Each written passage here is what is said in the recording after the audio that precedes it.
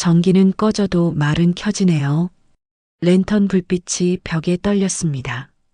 그의 손끝이 제 손등 위에 닿았을 때 저는 28년 만에 처음으로 살아있다는 감각을 느꼈습니다. 심장이 이렇게 빠르게 뛸 수 있다는 걸 잊고 있었습니다. 이 이야기는 실화를 바탕으로 재구성했습니다. 끝까지 들으시면 반전에 놀라실 겁니다. 제 채널이 처음이시라면 좋아요와 구독 버튼 눌러주시고 어디에서 듣고 계신지 댓글로 남겨주시면 반갑게 인사드릴게요. 제 이름은 윤지연입니다. 올해 48, 손해사정사로 일하고 있습니다. 부산 해운대 34평 오피스텔에서 남편 민수와 함께 살고 있죠. 아니, 함께라는 표현이 맞는지 모르겠습니다. 결혼한 지 28년이 지났지만 우리는 사실상 따로 살고 있었습니다. 민수는 물류회사 운영팀장입니다. 출장이 잦았습니다. 일주일에 사흘은 부산항 근처 숙소에서, 나흘은 거제도나 울산 쪽 항만에서 보냈습니다. 집에 들어와도 피곤해 지쳐 소파에서 잠들곤 했습니다. 저는 그런 남편을 탓하지 않았습니다.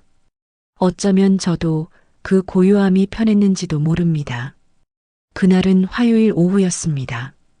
거실 천장에 매입등이 깜빡거리기 시작한 지 일주일째였고 싱크대 밑에서는 물이 조금씩 새고 있었습니다. 민수에게 말했지만 바쁘니까 나중에 하겠다는 대답만 돌아왔습니다. 결국 저는 인터넷으로 인테리어 AS 업체를 찾아 연락했습니다.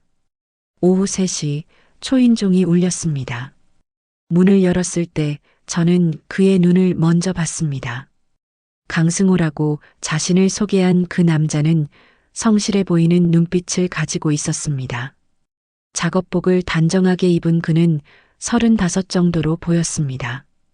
키는 그리 크지 않았지만 어깨가 탄탄했습니다. 가장 인상적이었던 건 손이었습니다. 손등에 굳은 살이 박혀 있었고 손톱은 깨끗하게 정리되어 있었습니다. 저는 그를 안으로 안내했습니다. 왠지 모를 긴장감에 목소리가 약간 떨렸습니다. 오랜만에 집에 남자 손님이 오는 거였으니까요. 아니, 어쩌면 오랜만에 누군가의 존재를 의식한다는 것 자체가 낯설었습니다. 승호 씨는 먼저 천장등을 살폈습니다. 사다리를 타고 올라가 능숙한 손놀림으로 커버를 열었습니다. 배선이 헐거워져서 생긴 문제라고 했습니다. 금방 고칠 수 있다고 했습니다. 저는 그가 작업하는 모습을 멍하니 바라봤습니다. 손이 움직일 때마다 팔뚝의 근육이 미세하게 움직였습니다. 얼마나 오랫동안 이런 일을 해왔을까 문득 궁금해졌습니다. 천장등이 끝나자 이제 싱크대를 볼 차례였습니다. 저는 부엌으로 안내했습니다. 싱크대 및 수납장 문을 열자 작은 물웅덩이가 보였습니다. 승호 씨는 무릎을 꿇고 앉아 배관을 살폈습니다. 배관이 꺾였네요. 누가 억지로 뭘 밀어 넣으려다 이렇게 된 것 같은데요. 제가 냄비를 넣다가 그랬다고 고백하자 그는 괜찮다고 흔한 일이라고 말하며 웃었습니다. 따뜻한 미소였습니다. 저는 이상하게도 마음이 편해졌습니다. 비난받지 않는다는 것, 이해받는다는 것, 참 오랜만이었습니다. 작업이 끝나고 저는 냉장고에서 보리차를 꺼내 컵에 따랐습니다. 수고했다며 차라도 한잔하고 가라고 권했습니다. 그는 주저하지 않고 받았습니다. 우리는 거실 소파에 마주 앉았습니다. 어색한 침묵이 흘렀습니다. 저는 창밖을 바라봤습니다. 해운대 바다가 멀리 보였습니다. 승호 씨가 전망이 좋다고 말했습니다. 저는 혼자 보면 뭐하냐고 대답했습니다. 말이 나오고 나서야 제가 왜 이런 말을 했는지 깨달았습니다. 저는 당황해서 차를 한 모금 마셨습니다. 그가 혼자 계시는 시간이 많으냐고 물었습니다. 남편이 출장이 잦다고 대답했습니다. 그럼 외로우시겠다고 그가 말했습니다. 그의 말에는 동정이 아닌 이해가 담겨 있었습니다. 저는 고개를 끄덕였습니다. 처음으로 누군가에게 외롭다는 걸 인정한 순간이었습니다. 그때 엘리베이터 점검 알림이 울렸습니다.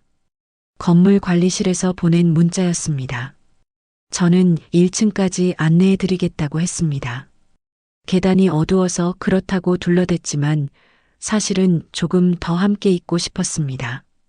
우리는 함께 계단을 내려갔습니다.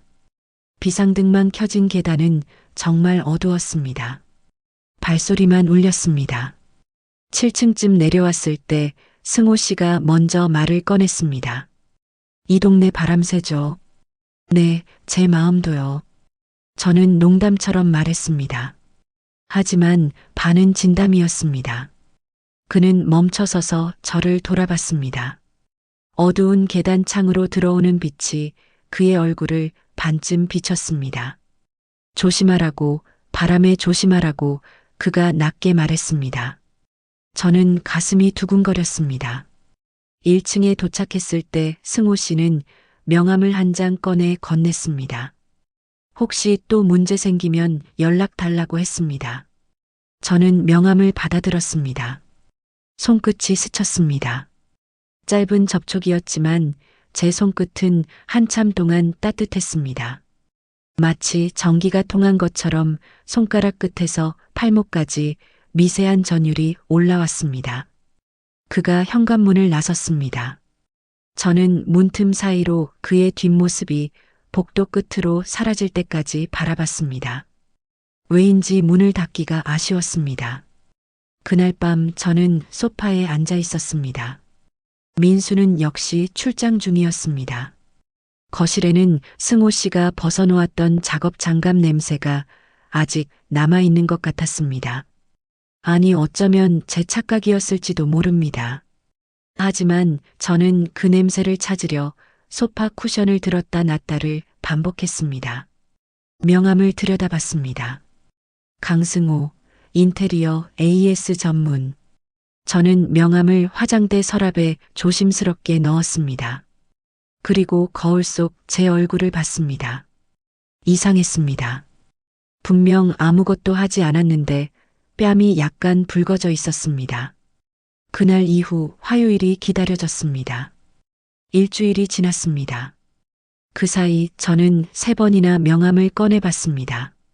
전화를 걸 이유는 없었습니다.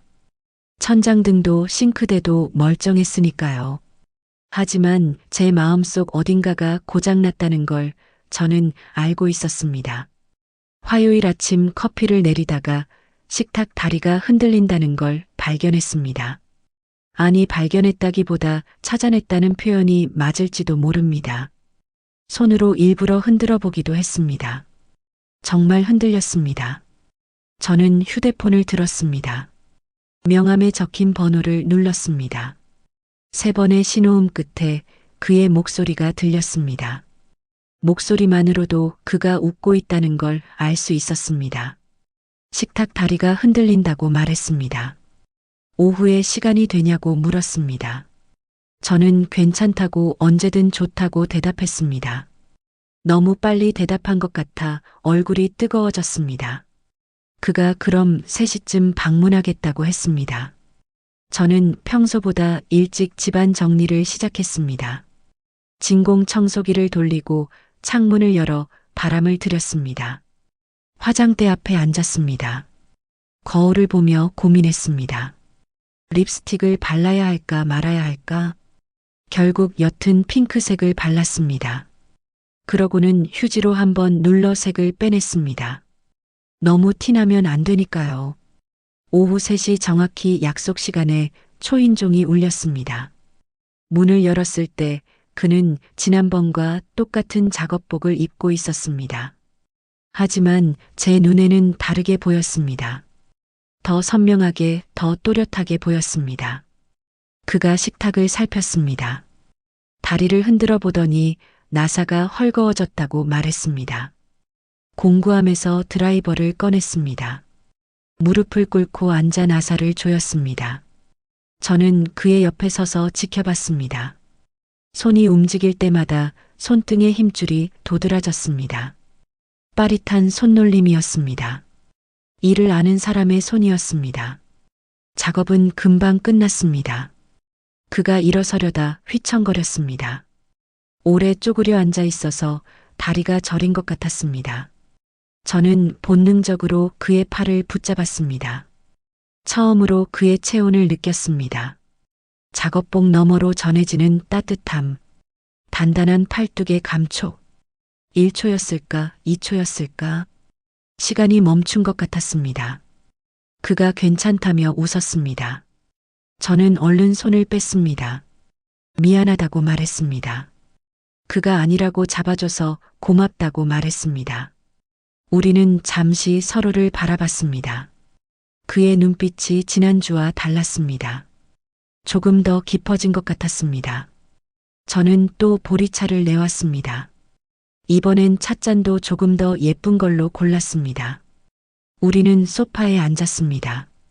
지난주보다 침묵이 편했습니다.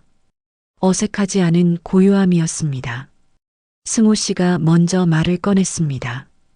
혼자 계시는 시간에 뭘 하시냐고 물었습니다. 저는 책을 읽거나 드라마를 본다고 대답했습니다. 사실 대부분은 그냥 창밖을 보며 시간을 보낸다고 덧붙였습니다. 그가 고개를 끄덕였습니다. 자기도 그렇다고 했습니다. 혼자 사냐고 물었습니다. 네, 혼자 산다고 했습니다. 우리는 외로움에 대해 이야기했습니다. 혼자 있는 시간에 대해 이야기했습니다. 그는 결혼을 한 번 했다가 3년 만에 헤어졌다고 했습니다. 아이는 없었다고 했습니다. 서로 사랑했지만 서로의 외로움을 채워줄 수는 없었다고 말했습니다. 저는 28년을 함께 살았지만 여전히 외롭다고 말했습니다. 처음으로 누군가에게 결혼 생활의 진실을 털어놓는 순간이었습니다. 민수가 나쁜 사람은 아니라고 했습니다. 다만 우리 사이에 더 이상 온기가 없다고 말했습니다. 승호 씨는 제 말을 가만히 들었습니다. 조언하지도 판단하지도 않았습니다. 그저 들어줬습니다. 그것만으로도 충분했습니다. 저는 오랜만에 제 감정을 솔직하게 꺼낼 수 있었습니다. 시계를 보니 벌써 1시간이 지나 있었습니다. 그가 일어서며 이제 가봐야 한다고 말했습니다. 다음 스케줄이 있다고 했습니다. 저는 아쉬웠지만 현관까지 배웅했습니다. 문 앞에서 그가 돌아섰습니다. 잠시 망설이더니 말했습니다. 다음에 또 문제 생기면 연락 주세요. 저는 알았다고 대답했습니다. 하지만 우리 둘 다 알고 있었습니다. 문제는 이미 생겼다는 것을. 다만 그것이 고장난 가구가 아니라 고장난 마음이라는 것을요. 그날 밤 저는 침대에 누워 천장을 바라봤습니다. 민수는 이틀째 집에 오지 않았습니다. 전화도 짧았습니다. 바쁘다는 말만 남기고 끊었습니다. 저는 그게 서운하지 않았습니다. 오히려 편했습니다. 죄책감을 느끼지 않아도 되니까요. 거실로 나왔습니다. 소파에 앉았습니다. 승호 씨가 앉았던 자리에 손을 얹어봤습니다. 아직 그의 온기가 남아있는 것만 같았습니다. 작업 장갑을 벗어놓았던 협탁 위를 만져봤습니다. 희미한 고무 냄새가 손끝에 묻었습니다. 다음 화요일이 기다려졌습니다. 아니, 솔직히 말하면 내일부터 다음 화요일만 기다리게 될 것 같았습니다. 일주일이 너무 길게 느껴졌습니다. 저는 집안을 둘러봤습니다. 고장날 곳을 찾으려는 제 모습이 우스웠습니다. 하지만 멈출 수가 없었습니다. 화장대 서랍을 열어 명함을 다시 꺼냈습니다. 강승호. 전화번호 아래 작은 글씨를 읽었습니다. 연중 무휴 출장 가능. 저는 명함을 가슴에 꼭 눌렀습니다. 심장이 뛰었습니다. 그날 이후 화요일은 제게 특별한 날이 되었습니다. 또 일주일이 지났습니다. 이번엔 거실 전등 중 하나가 깜빡였습니다. 정말로 깜빡인 건지 제가 깜빡이게 만든 건지는 중요하지 않았습니다. 저는 전화를 걸었습니다. 그는 웃으며 받았습니다. 또 화요일 3시에 방문하겠다고 했습니다. 이번에는 립스틱을 더 신경 써서 발랐습니다. 머리도 드라이로 말렸습니다. 평소엔 자연 건조시키는데 말이죠. 옷장을 열어 옷을 골랐습니다. 집에 있을 건데 뭐하러 옷을 고르나 싶었지만 손은 멈추지 않았습니다. 결국 연한 베이지색 니트를 꺼내 입었습니다. 거울 앞에 선 제 모습이 낯설었습니다. 설레는 얼굴이었습니다. 승호 씨가 왔을 때 그도 뭔가 달라 보였습니다. 면도를 깔끔하게 했고 작업복도 새 것처럼 깨끗했습니다. 우리는 서로의 변화를 알아챘지만 모르는 척했습니다. 하지만 현관에서 마주친 순간 우리 눈빛이 말해주고 있었습니다. 우리 둘 다 이 만남을 기다렸다는 것을요. 전등을 갈아 끼우는 동안 저는 사다리를 붙잡아줬습니다. 필요하지 않았지만 가까이 있고 싶었습니다. 그의 허리가 제 눈높이에 있었습니다. 작업복 사이로 보이는 벨트, 움직일 때마다 미세하게 흔들리는 몸의 균형. 저는 심장 소리가 들릴까봐 숨을 죽였습니다. 그의 체온이 느껴졌습니다. 30cm도 안 되는 거리였습니다. 전등을 갈아 끼우던 그가 갑자기 휘청거렸습니다. 사다리가 흔들렸습니다. 저는 본능적으로 그의 허리를 붙잡았습니다. 그가 제 어깨에 손을 얹었습니다. 균형을 잡기 위해서였지만 그 손의 무게가 제 온몸으로 전해졌습니다. 우리는 그렇게 몇 초를 멈춰 있었습니다. 그의 숨소리가 들렸습니다. 제 숨소리도 거칠어지고 있었습니다. 사다리에서 내려온 그는 미안하다고 말했습니다. 사다리가 미끄러웠다고 했습니다. 저는 괜찮다고 말했습니다. 하지만 제 손은 아직 떨리고 있었습니다. 그의 체온이 손바닥에 남아 있었습니다. 작업복 너머로 느껴졌던 단단한 몸의 감촉이 사라지지 않았습니다. 그날은 차를 마시며 더 긴 시간을 함께 있었습니다. 2시간 가까이 대화를 나눴습니다. 그의 어린 시절 이야기를 들었습니다. 부산에서 태어나 자랐다고 했습니다. 아버지도 기술자였다고 했습니다. 손으로 하는 일이 좋다고 말하는 그의 얼굴에는 자부심이 묻어났습니다. 저는 제 대학 시절 이야기를 했습니다. 원래는 미술을 전공하고 싶었다고 말했습니다. 하지만 부모님의 반대로 경영학을 택했다고 했습니다. 지금도 가끔 그림을 그리고 싶을 때가 있다고 했습니다. 승호 씨는 그럼 그리시면 되지 않냐고 물었습니다. 그렇게 간단한 문제가 아니라고 대답했지만 사실 핑계였습니다. 용기가 없었던 것 뿐이었습니다. 해가 기울어 거실에 노을빛이 들어왔습니다. 주황빛이 그의 얼굴을 비쳤습니다. 저는 그 순간을 기억하고 싶었습니다. 이 빛, 이 공기, 이 온도를 다 기억하고 싶었습니다. 오늘 정말 오래 있었네요. 그가 시계를 보며 말했습니다. 벌써 5시가 넘었습니다. 저는 괜찮다고 말했습니다. 오히려 더 있어도 된다고 말하고 싶었지만 참았습니다. 그가 일어섰습니다. 저도 따라 일어섰습니다. 현관으로 가는 동안 우리는 말이 없었습니다. 뭔가 말해야 할 것 같았지만 입이 떨어지지 않았습니다. 문 앞에 섰습니다. 그가 신발을 신으며 말했습니다. 다음 주에도 올까요? 제 심장이 뛰었습니다. 고칠 게 있냐는 질문이 아니었습니다. 만나고 싶다는 말이었습니다. 저는 고개를 끄덕였습니다. 목소리가 떨려서 말이 나오지 않았습니다. 그가 문을 나섰습니다. 복도에서 돌아서며 손을 흔들었습니다. 저는 손을 흔들어 답했습니다. 문을 닫았습니다. 등을 문에 기댔습니다. 심장이 미친 듯이 뛰고 있었습니다. 거실로 돌아왔습니다. 그가 앉았던 소파 쿠션을 안아봤습니다. 그의 냄새가 희미하게 남아 있었습니다. 작업복에서 나는 비누 냄새와 약간의 땀 냄새. 그 냄새가 좋았습니다. 밤이 되었습니다. 민수에게서 전화가 왔습니다. 이틀 더 출장이 연장됐다고 했습니다. 저는 괜찮다고 대답했습니다. 정말 괜찮았습니다. 아니, 솔직히 말하면 다행이었습니다. 민수가 집에 없는 동안 저는 제 마음을 정리할 수 있을 것 같았습니다. 하지만 정리가 될 리 없었습니다.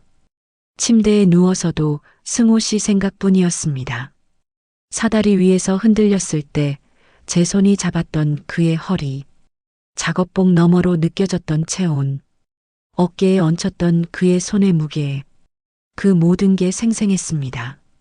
저는 오래된 결혼의 온기와 방금 느낀 미열을 저울질했습니다. 민수와 저는 28년을 함께 살았습니다. 나쁜 사람이 아니었습니다. 다만 우리 사이에 더 이상 설렘이 없었습니다. 손을 잡아도 떨리지 않았습니다. 눈을 마주쳐도 두근거리지 않았습니다. 하지만 승호 씨는 달랐습니다. 그가 웃으면 제 심장이 뛰었습니다. 그의 목소리를 들으면 귀가 간질거렸습니다. 그의 손끝이 스치면 온몸에 전기가 흘렀습니다. 저는 이게 사랑인지 외로움인지 알 수 없었습니다. 어쩌면 둘 다였을지도 모릅니다. 하지만 확실한 건 하나 있었습니다. 저는 지금 살아있다는 걸 느끼고 있었습니다. 오랜만에 저 자신을 느끼고 있었습니다. 다음 화요일이 기다려졌습니다. 이번엔 무엇을 핑계로 그를 부를까 고민했습니다. 하지만 그가 먼저 다음 주에도 오겠다고 했습니다. 이유 따윈 필요 없었습니다. 저는 거울 앞에 섰습니다. 48배 제 얼굴을 바라봤습니다. 주름이 있었습니다. 처진 곳도 있었습니다. 하지만 눈빛만큼은 달라져 있었습니다. 살아있는 눈빛이었습니다. 화요일은 이제 제게 약속 있는 날이 되었습니다. 그 다음 화요일이 왔습니다. 하지만 그날은 달랐습니다. 아침부터 하늘이 어두웠습니다. 기상청에서 폭우 경보가 발령됐습니다. 오후부터 장대비가 쏟아질 거라고 했습니다. 저는 승호 씨에게 전화를 걸었습니다. 날씨가 안 좋으니 다음에 오는 게 어떻겠냐고 물었습니다. 하지만 그는 괜찮다고 했습니다. 오늘 꼭 가고 싶다고 말했습니다. 그의 목소리에는 간절함이 묻어 있었습니다. 저도 사실 그를 보고 싶었습니다. 일주일이 너무 길었습니다. 정오가 지나자 정말로 비가 쏟아지기 시작했습니다. 빗소리가 창문을 두드렸습니다. 바람이 세게 불었습니다. 뉴스에서는 해운대 쪽 저지대가 침수될 수 있다고 경고했습니다. 건물 관리실에서 문자가 왔습니다. 지하 전기실 점검 중이라고 했습니다. 오후 3시 조금 전 초인종이 울렸습니다. 문을 열었을 때 승호 씨는 흠뻑 젖어 있었습니다. 작업복이 비에 젖어 몸에 달라붙어 있었습니다. 머리카락에서 물방울이 뚝뚝 떨어졌습니다.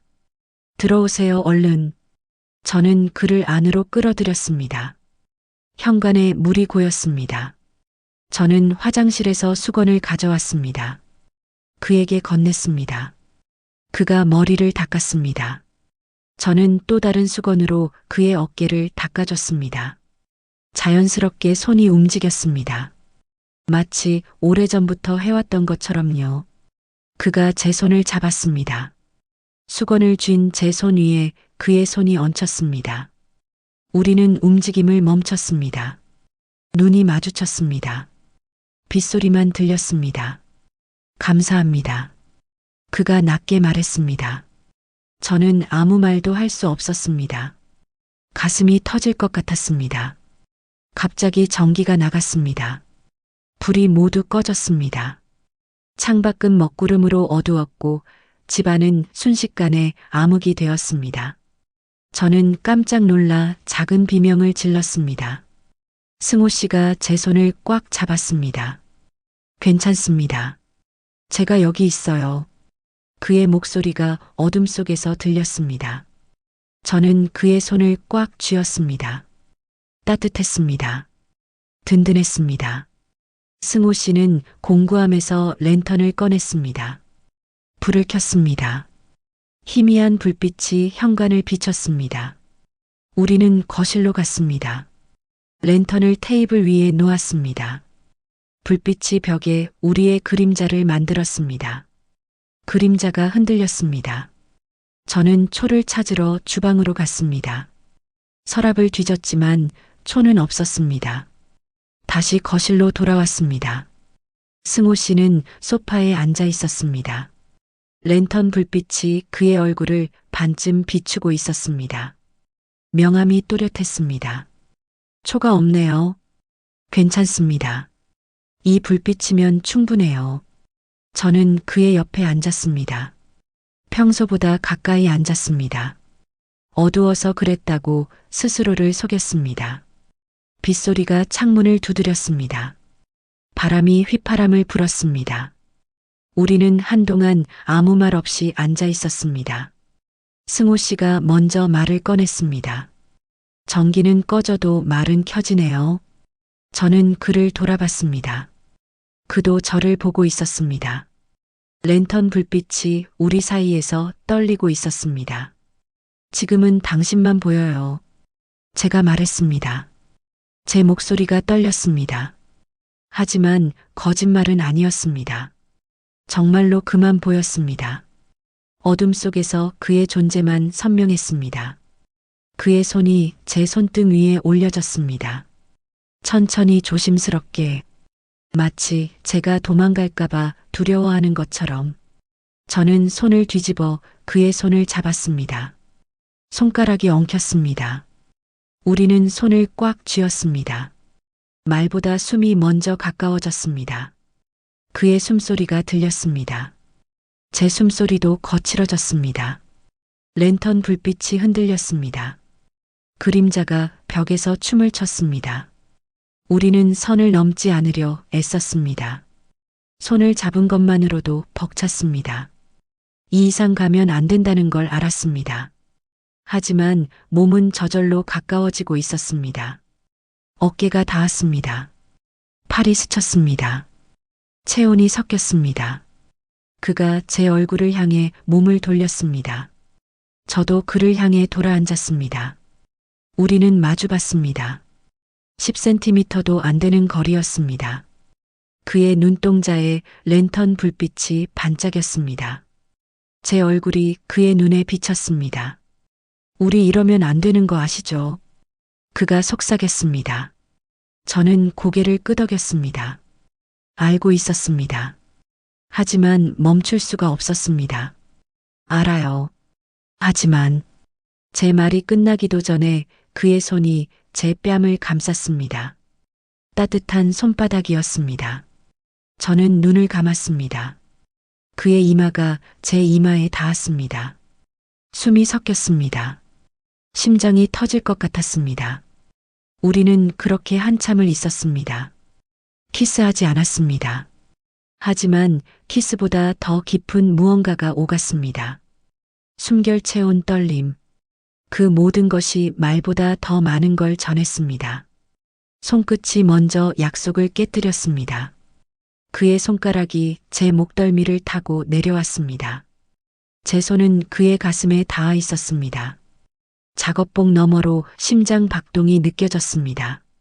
제 심장만큼이나 빠르게 뛰고 있었습니다. 얼마나 시간이 흘렀을까요? 전기가 다시 들어왔습니다. 불이 환하게 켜졌습니다. 우리는 깜짝 놀라 떨어졌습니다. 갑자기 밝아진 거실이 낯설었습니다. 승호 씨가 일어섰습니다. 저도 일어섰습니다. 우리는 서로를 제대로 쳐다보지 못했습니다. 방금 무슨 일이 있었는지 믿기지 않았습니다. 저 이만 가봐야겠습니다. 그가 말했습니다. 목소리가 떨렸습니다. 저는 고개를 끄덕였습니다. 말이 나오지 않았습니다.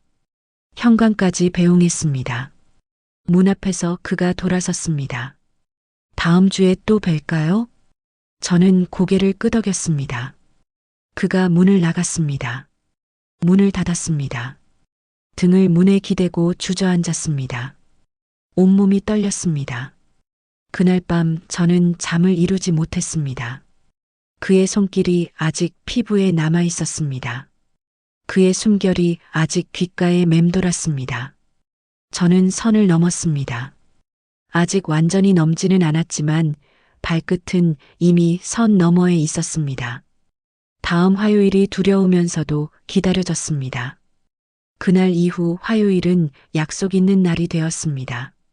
달력에 표시하지 않아도 알았습니다. 몸이 기억했습니다. 화요일이 다가오면 심장이 먼저 반응했습니다. 민수는 항만 창고 증설 문제로 장기 출장이 이어졌습니다. 한 달에 열흘 정도만 집에 있었습니다. 그마저도 서류 작업하느라 방에 틀어박혀 있었습니다. 우리는 한 집에 살면서도 일주일에 한두 번 정도만 얼굴을 마주했습니다. 저는 그게 편했습니다. 아니, 솔직히 말하면 다행이었습니다. 5번째 화요일이 왔습니다. 이번엔 핑계도 필요 없었습니다. 승호 씨는 오후 3시에 왔습니다. 공구함을 들고 왔지만 공구를 꺼내지 않았습니다. 우리는 소파에 앉았습니다. 보리차를 마셨습니다. 대화를 나눴습니다. 그날 승호 씨가 말했습니다. 자신이 서두르지 않겠다고 했습니다. 제 속도에 맞추겠다고 말했습니다. 저는 그 말이 고마웠습니다. 동시에 안심이 되었습니다. 그는 저를 재촉하지 않았습니다. 그저 곁에 있어줬습니다. 우리는 손을 잡고 앉아 있었습니다. 창밖을 바라봤습니다. 해운대 바다가 반짝였습니다. 햇살이 물결에 부서졌습니다. 아무 말도 하지 않아도 편했습니다. 침묵이 어색하지 않았습니다. 당신 페이스에 맞출게요. 그가 제 손을 쓰다듬으며 말했습니다. 저는 고개를 그의 어깨에 기댔습니다. 처음으로 그의 품에 안겼습니다. 그의 심장 소리가 들렸습니다. 규칙적인 박동이었습니다. 저를 안심시키는 소리였습니다. 우리는 그렇게 한참을 있었습니다. 그의 손이 제 머리를 쓰다듬었습니다. 부드러운 손길이었습니다. 저는 눈을 감았습니다. 오랜만에 누군가의 품이 이렇게 따뜻하다는 걸 느꼈습니다. 시간이 흘렀습니다.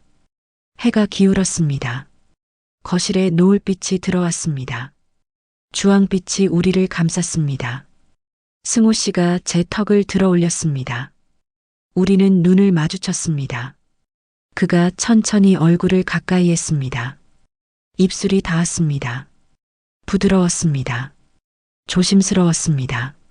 마치 깨지기 쉬운 것을 다루듯이 저는 눈을 감았습니다. 세상이 사라졌습니다. 그와 저만 남았습니다. 키스는 길지 않았습니다. 하지만 충분했습니다.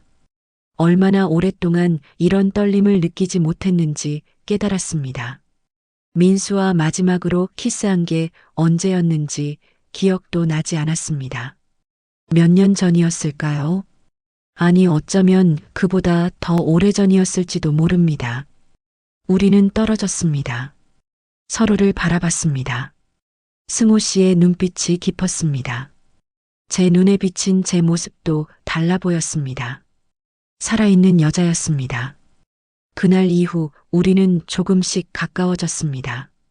화요일마다 만났습니다. 보리차를 마시고 대화를 나누고 손을 잡았습니다. 때로는 키스를 했습니다. 하지만 그 이상은 서두르지 않았습니다. 승호 씨는 약속을 지켰습니다. 제 속도에 맞춰줬습니다. 8번째 화요일이었습니다. 그날은 유난히 더웠습니다. 에어컨을 틀었지만 열기가 가시지 않았습니다. 우리는 소파에 앉아 있었습니다. 손을 잡고 있었습니다. 땀이 났습니다. 하지만 손을 놓고 싶지 않았습니다.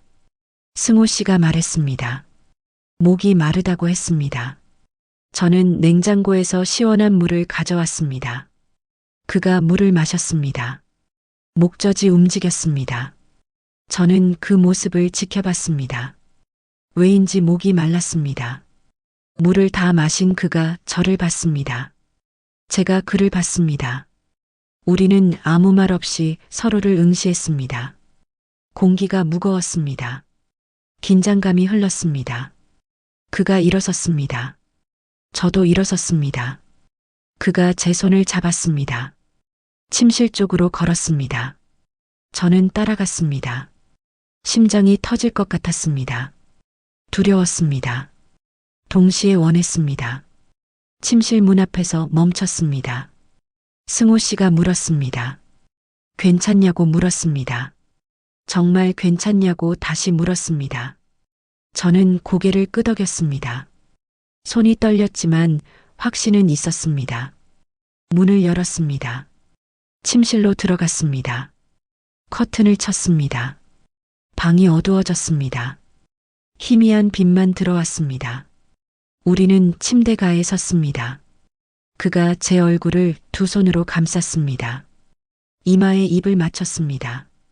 눈꺼풀에 입을 맞췄습니다. 뺨에 입을 맞췄습니다. 천천히 조심스럽게 마치 제가 사라질까봐 두려워하는 것처럼 저는 그의 작업복 단추를 풀었습니다. 손이 떨렸습니다. 그가 제 손을 잡았습니다. 괜찮다고 말했습니다. 천천히 하면 된다고 말했습니다. 우리는 천천히 옷을 벗었습니다. 서두르지 않았습니다. 매 순간을 기억하고 싶었습니다. 피부가 드러났습니다. 숨소리가 거칠어졌습니다. 침대에 누웠습니다. 그가 제 옆에 누웠습니다. 우리는 서로를 안았습니다. 체온이 섞였습니다. 심장이 맞닿았습니다. 숨결이 엉켰습니다. 협탁위 시계가 천천히 흘렀습니다. 시간이 멈춘 것 같았습니다. 세상에 우리 둘만 남은 것 같았습니다. 저는 오래 묻어뒀던 감각이 아직 살아있다는 걸 확인했습니다. 제 몸이 아직 반응한다는 걸 느꼈습니다. 여자로서의 제가 아직 존재한다는 걸 깨달았습니다. 그 후로도 화요일은 계속되었습니다. 우리만의 시간이었습니다. 세상이 모르는 시간이었습니다. 죄책감보다 생기가 이겼습니다. 저는 화장대 앞에서 중얼거렸습니다. 이 나이에 설렐 줄이야. 거울 속 제 얼굴이 웃고 있었습니다. 오랜만에 보는 미소였습니다. 진짜 미소였습니다. 민수는 여전히 출장이 잦았습니다. 집에 와도 피곤해했습니다.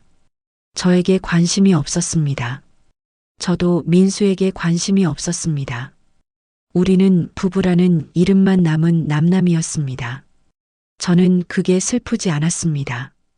오히려 편했습니다. 화요일을 지킬 수 있으니까요. 제 생기를 지킬 수 있으니까요. 하지만 비밀은 언젠가 들통나기 마련입니다. 저는 그걸 몰랐습니다. 3개월이 흘렀습니다. 화요일은 여전히 계속됐습니다. 저는 조심했습니다. 흔적을 남기지 않으려 애썼습니다. 승호 씨도 마찬가지였습니다. 우리는 문자도 거의 하지 않았습니다. 통화 기록도 최소화했습니다. 만나는 건 오직 화요일 뿐이었습니다. 하지만 완벽한 비밀은 없었습니다. 어느 금요일 저녁이었습니다. 옆집 아주머니가 초인종을 눌렀습니다. 문을 열자 불편한 표정으로 서 있었습니다. 소음 민원을 넣으러 왔다고 했습니다. 화요일 오후마다 인테리어 공사 소리가 시끄럽다고 했습니다. 저는 당황했습니다. 공사는 한 달 전에 끝났다고 둘러댔습니다. 하지만 아주머니는 고개를 저었습니다.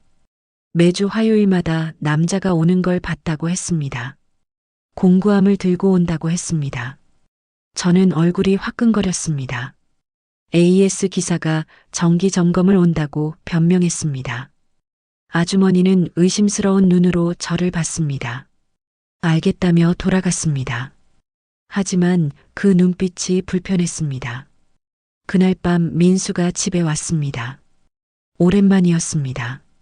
2주 만에 보는 얼굴이었습니다. 피곤해 보였습니다. 소파에 앉아 맥주를 마셨습니다. 저는 부엌에서 저녁을 준비했습니다. 식사 중에 민수가 물었습니다. 옆집에서 소음 민원 들어왔냐고 물었습니다. 저는 깜짝 놀랐습니다. 어떻게 아냐고 물었습니다. 민수는 관리실에서 연락 왔다고 말했습니다. 도둑이 걱정돼서 스마트홈 보안을 강화하려 한다고 했습니다. 카메라는 안 달아. 사생활 침해니까. 대신 출입 기록이랑 와이파이 접속 로그를 연동해뒀어. 민수는 태연하게 말했습니다. 저는 숟가락을 든 손이 떨렸습니다. 출입 기록, 와이파이 접속? 그럼 화요일마다 승호 씨가 오는 게 다 기록된다는 얘기였습니다. 민수는 계속 밥을 먹었습니다. 아무렇지 않은 표정이었습니다. 저는 밥맛이 없었습니다. 억지로 몇 숟가락 떠먹었습니다. 그날 밤 민수는 서재로 들어갔습니다. 컴퓨터를 켰습니다. 뭔가를 보고 있었습니다. 저는 침실에 누워 있었지만 잠이 오지 않았습니다. 불안했습니다. 들킨 걸까? 아니면 아직 모르는 걸까? 다음 날 아침 민수는 평소처럼 출근했습니다. 아무 말도 하지 않았습니다. 웃으며 나갔습니다. 잘 다녀오라고 인사했습니다. 저는 안도했습니다. 모르는 것 같았습니다. 하지만 제 안도는 착각이었습니다. 민수는 알고 있었습니다. 화요일마다 반복되는 출입 기록을 봤습니다. 오후 3시에 들어와서 5시에서 6시 사이에 나가는 남자. 공용복도 출입 기록에 찍힌 시간. 우리 집 와이파이에 잡히는 낯선 기기 이름. 강승호의 휴대폰이었습니다. 민수는 표를 만들었습니다. 엑셀로 정리했습니다. 날짜, 시간, 체류 시간. 규칙적인 패턴이었습니다. 증거였습니다. 카메라가 없어도 충분한 증거였습니다. 하지만 민수는 아무 말도 하지 않았습니다. 평소처럼 출근했습니다. 평소처럼 웃었습니다. 평소처럼 출장을 갔습니다. 저는 몰랐습니다. 민수가 이미 알고 있다는 걸. 민수는 책상 서랍에 표를 넣어뒀습니다. 인쇄한 종이였습니다. 날짜별로 정리된 기록이었습니다. 그 위에 빨간 펜으로 동그라미를 쳤습니다. 화요일마다 동그라미가 쳐져 있었습니다. 종이 뒷면에 민수는 한 줄을 적었습니다. 사람은 거짓말해도 기록은 안 속이거든. 하지만 저는 그걸 몰랐습니다. 민수가 서재에 뭘 숨겨뒀는지 몰랐습니다. 저는 여전히 안심하고 있었습니다. 들키지 않았다고 생각했습니다. 다음 화요일도 승호 씨는 왔습니다. 우리는 평소처럼 시간을 보냈습니다. 손을 잡고 대화를 나눴습니다. 키스를 했습니다. 침실로 갔습니다. 아무것도 모른 채 우리는 행복했습니다. 하지만 민수는 달랐습니다. 민수는 서늘하게 각본을 쓰고 있었습니다. 복수를 계획하고 있었습니다. 감정을 감정으로 갚으려 했습니다. 민수의 복수 대상은 제가 아니었습니다. 저를 직접 대면하지 않았습니다. 저를 추궁하지 않았습니다. 대신 다른 방법을 택했습니다. 제 절친 김혜은이었습니다. 요가 강사로 일하는 예은. 20년 넘게 알고 지낸 친구였습니다. 민수도 예은을 알고 있었습니다. 가족 모임에서 여러 번 만났습니다. 민수는 예은에게 연락했습니다. 우연을 가장했습니다. 해운대 쪽에 일이 있어서 왔다고 말했습니다. 예은의 요가 스튜디오 근처였습니다. 차라도 한잔하자고 제안했습니다. 예은은 괜찮다고 했습니다. 마침 동거 남친과 헤어진 직후였습니다. 5년을 함께 살았던 남자였습니다. 바람을 피웠다는 걸 알았습니다. 예은은 무너져 있었습니다. 민수는 그걸 알고 있었습니다. 제게서 들었습니다. 예은이 힘들어한다는 얘기를 들었습니다. 민수는 그 틈을 노렸습니다. 카페에서 만났습니다. 예은은 눈이 부어 있었습니다. 울었다는 게 보였습니다. 민수는 괜찮냐고 물었습니다. 예은은 고개를 저었습니다. 괜찮지 않다고 말했습니다. 민수는 들어줬습니다. 예은의 이야기를 들어줬습니다. 공감했습니다. 위로했습니다. 하지만 그건 진심이 아니었습니다. 계산이었습니다. 복수를 위한 수순이었습니다. 어른의 외로움은 누구 탓도 아니죠. 그저 비어 있을 뿐이에요. 민수의 말투는 위로처럼 들렸습니다. 하지만 의도는 달랐습니다. 예은의 빈자리를 파고들려는 의도였습니다. 예은은 민수의 말에 울었습니다. 오랜만에 누군가 이해해준다고 느꼈습니다. 민수는 휴지를 건넸습니다. 손등을 스쳤습니다. 우연처럼 보였지만 의도된 접촉이었습니다. 그날 이후 민수는 예은에게 자주 연락했습니다. 안부를 물었습니다. 밥은 먹었냐고 물었습니다. 괜찮냐고 물었습니다. 예은은 고마워했습니다. 민수가 자기를 챙겨준다고 생각했습니다. 저는 몰랐습니다. 민수가 예은에게 접근하고 있다는 걸.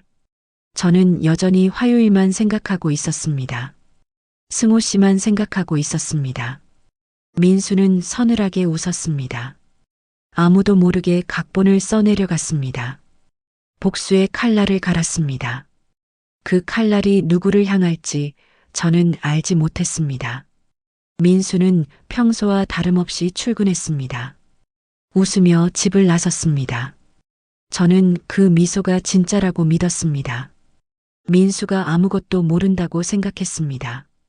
하지만 그건 제 착각이었습니다. 민수는 예은에게 계속 연락했습니다. 일주일에 서너 번 문자를 보냈습니다. 안부를 물었습니다. 밥은 먹었냐고 물었습니다. 처음엔 짧은 대화였습니다. 하지만 점점 길어졌습니다. 예은은 민수에게 자신의 고민을 털어놨습니다. 동거 남친에게 배신당한 이야기를 했습니다. 5년을 함께 살았는데 다른 여자가 있었다는 걸 알았다고 했습니다. 믿었던 사람에게 배신당한 아픔을 말했습니다. 민수는 들어줬습니다. 공감했습니다. 위로했습니다. 사람은 다 그래요. 외로우면 실수하는 거죠. 민수의 말은 위로처럼 들렸습니다. 하지만 속마음은 달랐습니다. 민수는 예은의 약한 부분을 파고들고 있었습니다. 상처받은 마음을 이용하고 있었습니다. 2주가 지났습니다. 민수는 예은을 직접 만나자고 제안했습니다. 상담하듯 다가갔습니다. 묻지도 않은 관심을 건넸습니다. 예은은 고마워했습니다. 민수가 진심으로 자기를 걱정한다고 생각했습니다. 저는 예은에게서 전화를 받았습니다. 예은이 말했습니다. 민수 오빠가 요즘 자주 연락한다고 했습니다. 챙겨줘서 고맙다고 했습니다. 저는 그게 이상하다고 생각했습니다. 민수가 평소에 그런 사람이 아니었으니까요. 하지만 깊이 생각하지 않았습니다. 민수가 제 친구를 위로해준다는 게 나쁠 건 없다고 생각했습니다. 어쩌면 민수도 변하고 있는 건지도 모른다고 생각했습니다. 저는 여전히 아무것도 몰랐습니다. 민수는 예은을 만났습니다. 요가 스튜디오 근처 카페였습니다. 예은은 수업을 마치고 왔습니다. 머리를 묶고 운동복 차림이었습니다. 화장기 없는 얼굴이었지만 피곤해 보였습니다. 민수는 따뜻한 차를 주문했습니다. 예은에게 건넸습니다. 손이 스쳤습니다. 짧은 접촉이었지만 의도된 것이었습니다. 예은은 눈치채지 못했습니다. 요즘 많이 힘들죠? 민수가 물었습니다. 예은은 고개를 끄덕였습니다. 눈시울이 붉어졌습니다. 민수는 휴지를 건넸습니다. 예은은 눈물을 닦았습니다. 민수는 위로했습니다. 시간이 지나면 괜찮아질 거라고 말했습니다. 지금은 힘들지만 견뎌내면 된다고 말했습니다. 예은은 고개를 끄덕였습니다. 민수의 말이 위로가 됐습니다. 민수는 공감의 말을 이어갔습니다. 자기도 외롭다고 말했습니다. 지영과 사이가 예전 같지 않다고 말했습니다. 부부로 살지만 남남처럼 산다고 말했습니다. 예은은 놀랐습니다. 민수와 제가 그런 사이인 줄 몰랐습니다. 어른의 외로움은 누구 탓도 아니에요. 그저 비어 있을 뿐이죠. 민수의 목소리가 낮아졌습니다. 예은은 민수를 봤습니다. 민수의 눈빛이 슬퍼 보였습니다. 예은은 민수도 자기처럼 외롭다고 느꼈습니다. 같은 처지라고 생각했습니다. 민수는 손을 뻗었습니다. 예은의 손등에 손을 올렸습니다. 위로하는 손길처럼 보였습니다. 예은은 손을 빼지 않았습니다. 그 온기가 필요했습니다. 오늘만 제 얘기 들어주실 수 있어요? 저도 털어놓고 싶은 게 있어서요. 민수가 말했습니다. 예은은 고개를 끄덕였습니다. 민수도 힘든 사람이라고 생각했습니다. 들어주고 싶었습니다. 그날 이후 민수와 예은은 자주 만났습니다. 일주일에 두세 번 만났습니다. 카페에서 차를 마셨습니다. 대화를 나눴습니다. 서로의 외로움을 나눴습니다. 민수는 조금씩 가까워졌습니다. 손을 잡았습니다. 어깨를 감쌌습니다. 예은은 거부하지 않았습니다. 그 온기가 필요했습니다. 외로움을 채워주는 것 같았습니다. 한 달이 지났습니다. 민수는 예은을 저녁 식사에 초대했습니다. 좋은 식당을 예약했습니다. 예은은 평소보다 신경 써서 옷을 입고 나왔습니다. 화장도 했습니다. 왜 그랬는지 스스로도 잘 몰랐습니다. 식사는 좋았습니다. 와인도 마셨습니다. 대화가 편했습니다. 웃음도 나왔습니다. 오랜만에 예은은 행복했습니다. 외로움을 잊을 수 있었습니다. 식사 후 민수가 말했습니다. 바람이나 쐬며 걷자고 했습니다. 예은은 좋다고 대답했습니다. 해운대 해변을 걸었습니다. 밤바다가 반짝였습니다. 파도 소리가 들렸습니다. 민수가 예은의 손을 잡았습니다. 예은은 놀랐습니다. 하지만 손을 빼지 않았습니다. 그 손이 따뜻했습니다. 외로움이 조금 덜했습니다. 오늘만 외롭지 않았으면 좋겠어요.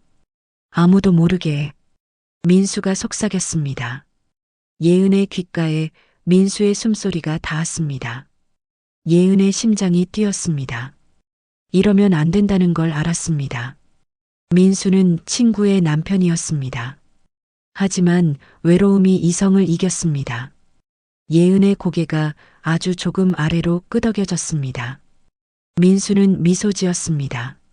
서늘한 미소였습니다. 복수의 첫 단계가 완성되는 순간이었습니다.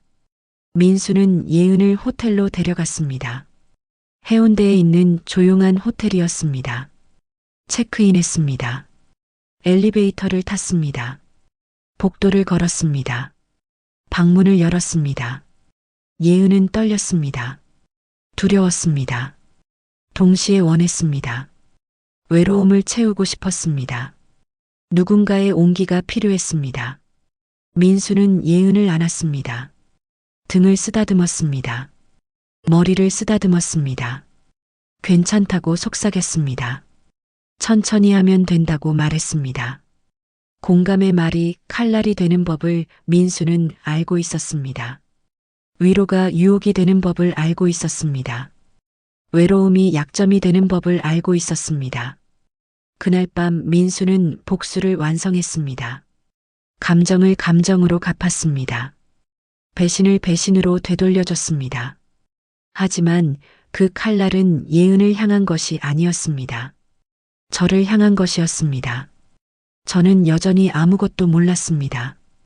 화요일만 기다리고 있었습니다. 승호 씨만 생각하고 있었습니다. 민수가 무엇을 하고 있는지 꿈에도 몰랐습니다. 호텔방 창문으로 해운대 야경이 보였습니다. 불빛이 반짝였습니다. 하지만 방 안은 어두웠습니다. 커튼을 쳤습니다. 침대 옆 스탠드만 켜져 있었습니다. 희미한 불빛이었습니다. 민수와 예은은 침대에 앉아 있었습니다. 서로를 바라봤습니다. 예은의 손이 떨렸습니다.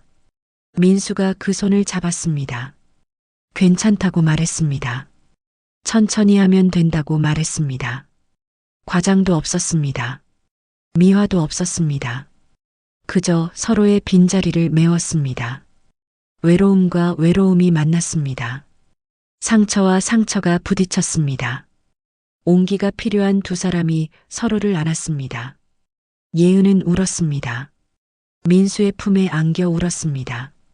배신당한 아픔이 터져나왔습니다. 외로웠던 시간이 눈물로 흘러나왔습니다. 민수는 예은의 등을 쓰다듬었습니다. 괜찮다고 속삭였습니다. 고맙습니다.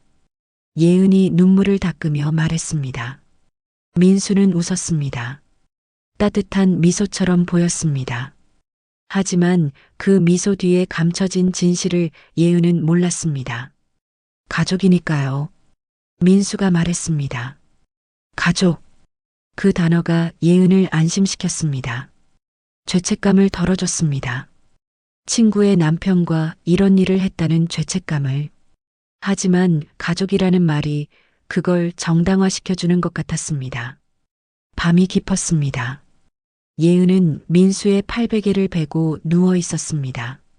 민수는 천장을 바라봤습니다. 표정이 없었습니다. 감정도 없었습니다. 그저 차갑게 계산하고 있었습니다. 화요일에 저와 수요일에 복수. 균형이 맞았습니다. 저는 승호 씨와 화요일을 보냈습니다. 민수는 예은과 수요일을 만들었습니다. 1:1 교환이었습니다. 배신에는 배신으로, 감정에는 감정으로, 민수는 속으로 한 줄을 그었습니다. 균형이 맞았다고 생각했습니다. 복수가 완성됐다고 생각했습니다. 이제 끝이라고 생각했습니다. 하지만 이상했습니다. 복수를 완성했는데 속이 비었습니다. 뭔가 채워질 줄 알았는데 오히려 더 공허했습니다. 분노가 사라질 줄 알았는데 아무 감정도 느껴지지 않았습니다. 다음 날 아침 예은이 먼저 일어났습니다. 옷을 입었습니다. 거울을 봤습니다. 자신이 낯설었습니다. 무슨 짓을 한 건지 깨달았습니다. 친구를 배신했습니다. 죄책감이 밀려왔습니다. 민수는 침대에 누워 예은을 바라봤습니다. 예은의 떨리는 손을, 흐트러진 머리를, 죄책감으로 일그러진 얼굴을. 민수는 아무 감정도 느끼지 못했습니다. 예은이 돌아섰습니다. 민수를 봤습니다. 미안하다고 말하려 했습니다. 하지만 민수가 먼저 말했습니다. 아무 일도 없었던 거예요. 그냥 위로였어요. 민수의 목소리가 차가웠습니다. 예은은 고개를 끄덕였습니다. 그게 더 편했습니다. 없던 일로 하면 죄책감이 덜할 것 같았습니다. 예은은 호텔을 나갔습니다. 민수는 혼자 남았습니다. 창문을 열었습니다. 아침 바람이 들어왔습니다. 해운대 바다가 보였습니다. 평온했습니다. 하지만 민수의 마음은 평온하지 않았습니다. 복수는 끝났습니다. 하지만 이상하게 텅 비었습니다. 복수가 끝나자 무엇을 해야 할지 몰랐습니다. 분노가 사라지자 남은 건 공허함 뿐이었습니다. 민수는 집으로 돌아왔습니다. 저는 아침을 준비하고 있었습니다. 민수를 보고 웃었습니다. 출장 잘 다녀왔냐고 물었습니다. 민수는 고개를 끄덕였습니다. 아무 일 없다는 듯 웃었습니다. 저는 민수가 어젯밤 어디 있었는지 몰랐습니다. 누구와 있었는지 몰랐습니다. 무엇을 했는지 몰랐습니다. 저는 평소처럼 아침을 차렸습니다. 평소처럼 대화를 나눴습니다. 일주일이 지났습니다. 예은에게서 전화가 왔습니다. 만나자고 했습니다. 커피 한잔하자고 했습니다. 저는 좋다고 대답했습니다. 오랜만에 예은을 만나고 싶었습니다. 카페에서 만났습니다. 예은은 얼굴이 어두웠습니다. 무슨 일 있냐고 물었습니다. 예은은 고개를 저었습니다. 아무 일 없다고 말했습니다. 하지만 눈빛이 불안했습니다. 예은이 말했습니다. 민수 오빠가 요즘 많이 챙겨줬다고 말했습니다. 힘들 때 위로가 됐다고 말했습니다. 저는 그랬냐고 대답했습니다. 민수가 그렇게까지 챙겨줄 줄 몰랐다고 말했습니다. 예은은 뭔가 더 말하려다 입을 다물었습니다. 죄책감이 얼굴에 드러났습니다. 저는 눈치채지 못했습니다. 예은이 왜 그런 표정을 짓는지 몰랐습니다. 며칠 후 예은에게서 문자가 왔습니다. 지연아, 정말 고마워. 내 남편이 나를 많이 도와줬어. 내가 좋은 사람이랑 결혼해서 다행이야. 저는 문자를 읽고 웃었습니다. 예은이 힘든 시기를 잘 넘긴 것 같아 다행이라고 생각했습니다. 민수가 예은을 잘 위로해 준 것 같아 고마웠습니다. 하지만 그 문자의 진짜 의미를 저는 몰랐습니다. 예은이 얼마나 큰 죄책감을 안고 그 문자를 보냈는지 몰랐습니다. 민수가 무엇을 했는지 몰랐습니다. 다음 화요일이 왔습니다. 승호 씨가 왔습니다. 우리는 평소처럼 시간을 보냈습니다. 손을 잡고 대화를 나눴습니다. 키스를 했습니다. 침실로 갔습니다. 여전히 설렜습니다. 여전히 행복했습니다. 민수는 출장 중이었습니다. 서재에 혼자 앉아 있었습니다. 컴퓨터 화면을 봤습니다. 출입 기록이 떠 있었습니다. 화요일 오후 3시, 강승호 입장. 오후 6시, 강승호 퇴장. 민수는 무표정하게 기록을 봤습니다. 분노도 없었습니다. 슬픔도 없었습니다. 그저 공허했습니다. 복수를 했는데도 아무것도 채워지지 않았습니다. 민수는 서랍을 열었습니다. 인쇄된 기록을 꺼냈습니다. 빨간 펜으로 동그라미 친 화요일들을 봤습니다. 그 옆에 새로운 종이를 넣었습니다. 수요일 날짜가 적혀 있었습니다. 김혜은이라는 이름이 적혀 있었습니다. 균형이 맞았습니다. 화요일에 저와 수요일에 민수, 배신과 배신, 감정과 감정, 모든 게 균형을 이뤘습니다. 하지만 민수는 웃지 않았습니다. 만족하지 않았습니다.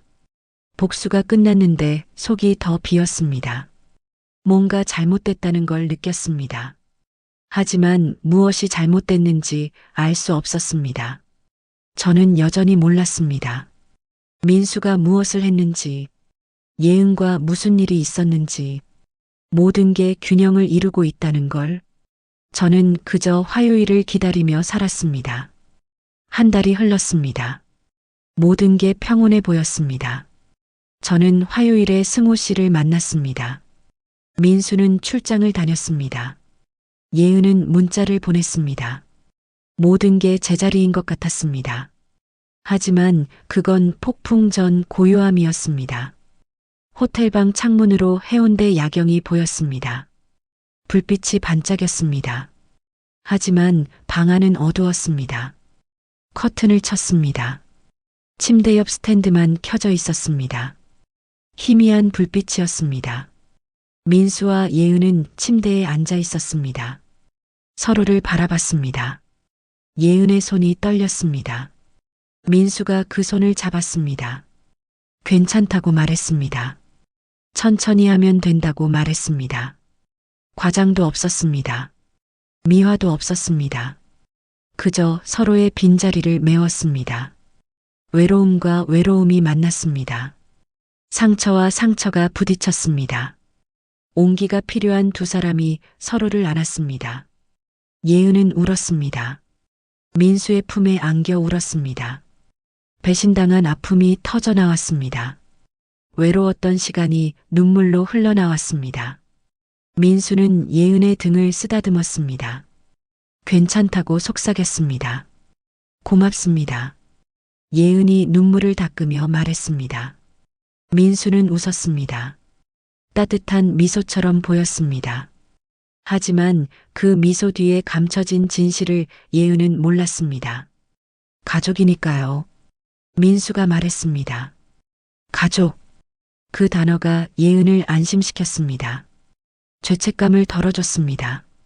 친구의 남편과 이런 일을 했다는 죄책감을. 하지만 가족이라는 말이 그걸 정당화시켜주는 것 같았습니다. 밤이 깊었습니다. 예은은 민수의 팔베개를 베고 누워 있었습니다.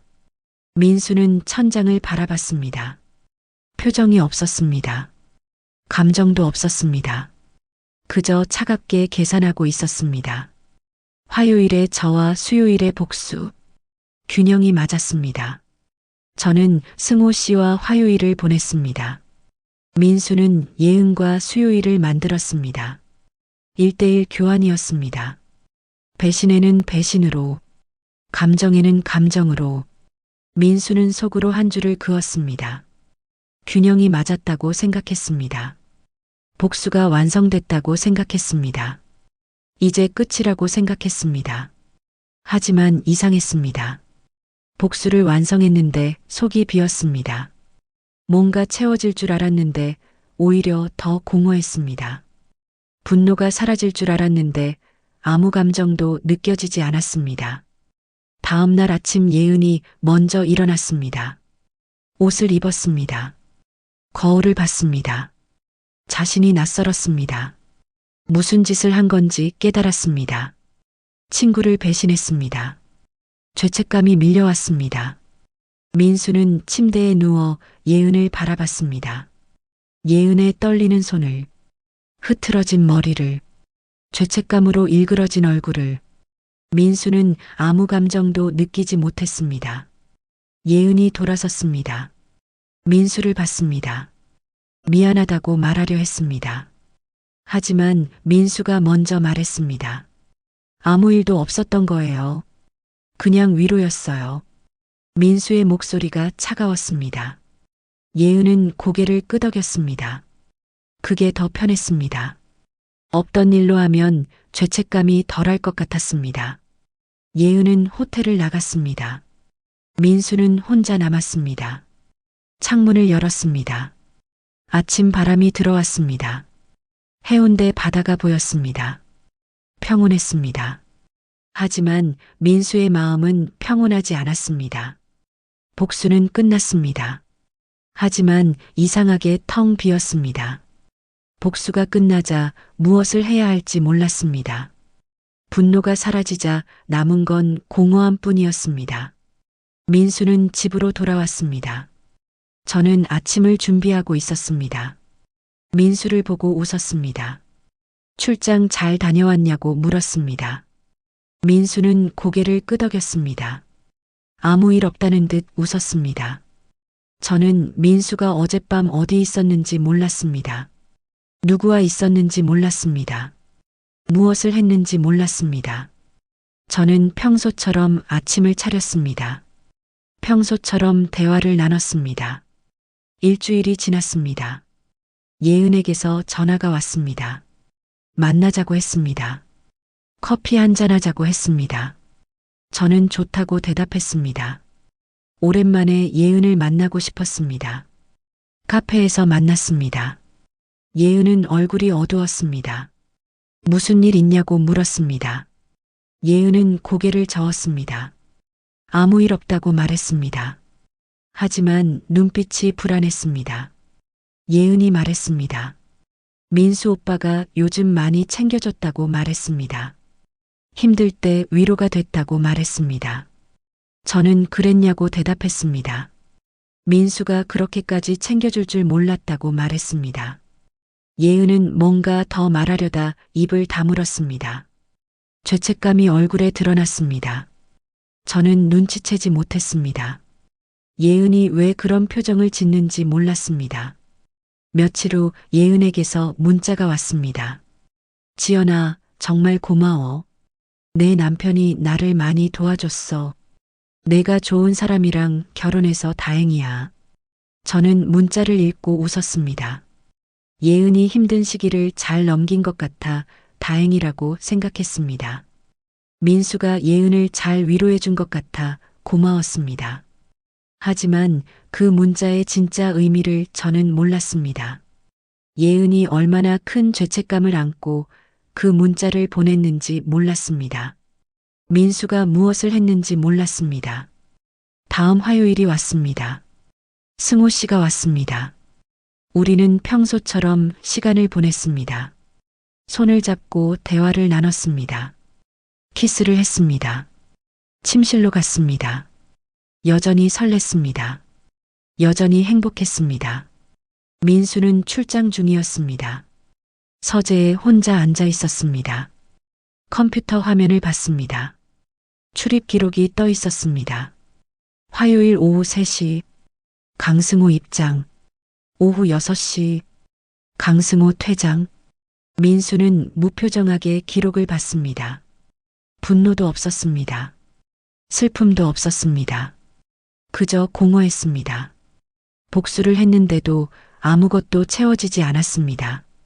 민수는 서랍을 열었습니다. 인쇄된 기록을 꺼냈습니다. 빨간 펜으로 동그라미 친 화요일들을 봤습니다. 그 옆에 새로운 종이를 넣었습니다. 수요일 날짜가 적혀 있었습니다. 김혜은이라는 이름이 적혀 있었습니다. 균형이 맞았습니다. 화요일에 저와 수요일에 민수, 배신과 배신, 감정과 감정, 모든 게 균형을 이뤘습니다. 하지만 민수는 웃지 않았습니다.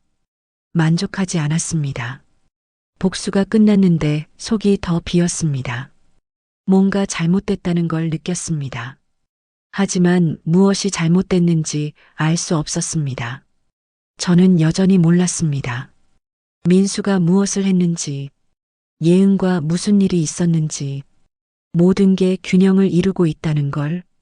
저는 그저 화요일을 기다리며 살았습니다. 한 달이 흘렀습니다. 모든 게 평온해 보였습니다. 저는 화요일에 승호 씨를 만났습니다. 민수는 출장을 다녔습니다. 예은은 문자를 보냈습니다. 모든 게 제자리인 것 같았습니다. 하지만 그건 폭풍 전 고요함이었습니다. 저는 한참을 말하지 못했습니다. 민수는 기다렸습니다. 차가운 눈빛으로 저를 바라보며 기다렸습니다. 결국 저는 입을 열었습니다. 미안해요. 그 말밖에 나오지 않았습니다. 변명도 핑계도 생각나지 않았습니다. 그저 미안하다는 말만 반복했습니다. 민수는 웃었습니다. 차갑게 웃었습니다. 미안하다고요? 그게 전부예요? 민수가 물었습니다. 저는 고개를 숙였습니다. 눈물이 났습니다. 들켰다는 안도감과 모든 게 끝났다는 절망감이 동시에 왔습니다. 언제부터였죠? 민수가 물었습니다. 저는 대답했습니다. 3달 전부터라고 말했습니다. 민수는 고개를 끄덕였습니다. 이미 알고 있다는 표정이었습니다. 저도 고백할 게 있어요. 민수가 말했습니다. 저는 고개를 들었습니다. 민수를 봤습니다. 민수의 표정이 이상했습니다. 분노도 아니고 슬픔도 아니었습니다. 그저 텅 빈 표정이었습니다. 저도 누군가를 만났어요. 당신 친구요. 예은 씨. 그 말을 듣는 순간 세상이 멈췄습니다. 귀를 의심했습니다. 뭐라고 말했습니다. 민수는 반복했습니다. 예은을 만났다고 말했습니다. 한 달 전부터 만났다고 말했습니다. 거짓말이죠? 제가 떨리는 목소리로 물었습니다. 민수는 고개를 저었습니다. 거짓말이 아니라고 했습니다. 증거가 필요하면 보여줄 수 있다고 말했습니다. 민수는 휴대폰을 꺼냈습니다. 예은과 나눈 문자를 보여줬습니다. 사진도 보여줬습니다. 호텔 앞에서 찍은 사진이었습니다. 예은과 민수가 함께 찍은 사진이었습니다. 저는 무너졌습니다. 남편의 배신도 충격이었지만 친구의 배신이 더 아팠습니다. 20년 넘게 알고 지낸 친구였습니다. 제일 가까운 친구였습니다. 그 친구가 제 남편과 왜요? 왜 그랬어요? 제가 울며 물었습니다. 민수는 담담하게 대답했습니다. 당신이 한 일을 똑같이 돌려준 거예요. 감정은 감정으로 갚는 거잖아요. 복수였습니다. 민수는 복수를 한 것이었습니다. 제가 승호 씨를 만나니까 민수도 예은을 만난 것이었습니다. 균형을 맞춘 것이었습니다. 배신에는 배신으로. 그럼 언제부터 알고 있었어요? 제가 물었습니다. 민수는 대답했습니다. 석 달 전부터 알고 있었다고 했습니다. 출입 기록으로 알았다고 했습니다. 하지만 아무 말하지 않고 지켜봤다고 말했습니다. 복수하려고 기다렸어요. 똑같이 당하게 해주고 싶었거든요. 민수의 목소리가 차가웠습니다. 저는 온몸이 떨렸습니다. 그럼 그동안 민수는 다 알고 있었다는 얘기였습니다. 알면서도 가만히 있었다는 얘기였습니다. 복수를 위해서. 이제 균형이 맞았네요. 당신 화요일, 내 수요일. 공평하죠? 민수가 말했습니다. 저는 대답하지 못했습니다. 공평하다고 말할 수 없었습니다. 하지만 부정할 수도 없었습니다. 제가 먼저 배신했으니까요. 긴 침묵이 흘렀습니다. 우리는 서로를 바라봤습니다. 28년을 함께 산 부부였습니다. 하지만 이제는 완전히 남이었습니다. 더 이상 부부가 아니었습니다. 이혼할 거예요? 제가 물었습니다. 민수는 고개를 저었습니다. 이혼은 안 한다고 말했습니다. 저는 놀랐습니다. 왜 이혼하지 않냐고 물었습니다. 이혼하면 뭐가 달라져요? 우린 이미 오래전에 끝났어요. 그냥 이대로 사는 거예요. 서로 신경 안 쓰고. 민수의 말이 차갑게 들렸습니다. 이혼보다 더 잔인한 제안이었습니다. 같은 집에 살지만 남남으로 사는 것. 부부라는 이름만 남기고 모든 걸 잃는 것. 저는 고개를 끄덕였습니다. 거부할 수 없었습니다. 제가 먼저 잘못했으니까요. 저는 화요일을 선택했고 민수는 수요일로 복수했습니다. 이제 우리는 각자의 요일을 살면 되는 것이었습니다. 한 달이 흘렀습니다. 저는 여전히 화요일에 승호 씨를 만났습니다. 민수는 여전히 출장을 다녔습니다. 예은은 연락이 뜸해졌습니다. 만나자는 말도 없었습니다. 예은도 죄책감에 시달리고 있을 것 같았습니다. 어느 화요일이었습니다. 승호 씨가 말했습니다. 이번 달로 마지막이라고 말했습니다. 다른 지역으로 이사를 간다고 했습니다. 더 이상 볼 수 없다고 말했습니다. 저는 놀라지 않았습니다. 언젠가는 끝날 거라고 생각했습니다. 슬프지만 받아들였습니다. 우리는 마지막 화요일을 보냈습니다. 손을 잡고 말없이 앉아 있었습니다. 행복했어요. 승호 씨가 말했습니다. 저도 고개를 끄덕였습니다. 행복했다고 대답했습니다. 거짓말이 아니었습니다. 그 화요일들은 정말 행복했습니다. 승호 씨가 떠났습니다. 초인종이 마지막으로 울렸습니다. 문을 열었습니다. 인사를 나눴습니다. 문을 닫았습니다. 화요일이 끝났습니다. 그 후로도 일상은 계속됐습니다. 저는 손해사정사 일을 했습니다. 민수는 물류회사에 다녔습니다. 우리는 같은 집에 살았지만 거의 마주치지 않았습니다. 대화도 거의 없었습니다. 예은에게서 가끔 문자가 왔습니다. 미안하다는 문자였습니다. 저는 답장하지 않았습니다. 용서할 수도 없었고 미워할 수도 없었습니다. 그냥 멀어졌습니다. 초인종이 울립니다. 요일은 매주 돌아옵니다. 하지만 이제 화요일은 특별하지 않습니다. 그저 일주일 중 하루일 뿐입니다. 누군가는 사랑을 위해 문을 열고 누군가는 복수를 위해 문을 열고 누군가는 그저 일과를 위해 문을 엽니다. 우리의 이야기는 끝나지 않았습니다.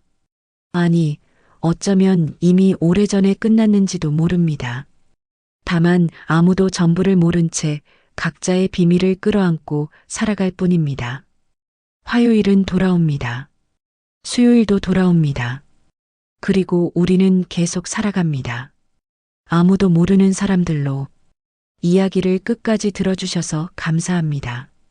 28년 결혼 생활의 금간 일상에서 시작된 화요일의 설렘, 그리고 그 뒤에 숨겨진 수요일의 복수. 모두가 각자의 외로움을 안고 선택했고 그 선택은 돌이킬 수 없는 균형을 만들었습니다. 지연은 화요일에 승호를 만나며 살아있음을 느꼈습니다. 민수는 수요일에 예은을 만나며 복수를 완성했습니다.